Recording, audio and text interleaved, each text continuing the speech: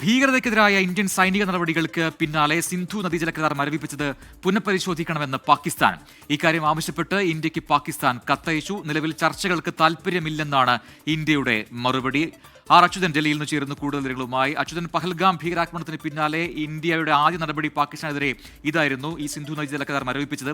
അതുമായി ബന്ധപ്പെട്ടൊരു ദൂരവ്യാപകമായ പ്രത്യാഘാതം പാകിസ്ഥാനിൽ ഉണ്ടാകുന്ന കാര്യങ്ങളൊക്കെ നേരത്തെ ഉറപ്പായിരുന്നു. ഇപ്പോൾ പാകിസ്ഥാൻ ഇന്ത്യയെ സമീപിച്ചിരിക്കുന്നു, അതിൽ പുനഃപരിശോധന വേണം എന്നാവശ്യപ്പെട്ടുകൊണ്ട്. എന്താണ് സ്ഥിതി? ഇതിൽ ഇന്ത്യയുടെ നിലപാട് എന്താണ്?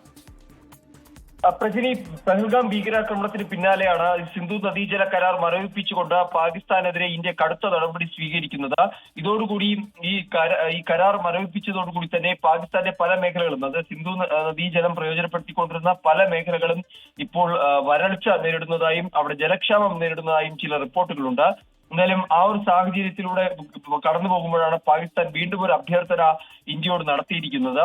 അതായത് ഈ കരാർ മരവിപ്പിച്ച നടപടി പുനഃപരിശോധിക്കണം എന്നാണ് പാകിസ്ഥാൻ വീണ്ടും നൽകിയ കത്തിൽ അഭ്യർത്ഥിച്ചിരിക്കുന്നത്. ജലശക്തി മന്ത്രാലയത്തിനാണ് ആ കത്ത് നൽകിയത്. എന്നാൽ ഈ കരാർ മരവിപ്പിച്ച ആ നടപടി പിൻവലിക്കില്ല എന്ന നിലപാടിലാണ് ഇന്ത്യ സ്വീകരിച്ചിരിക്കുന്നത്.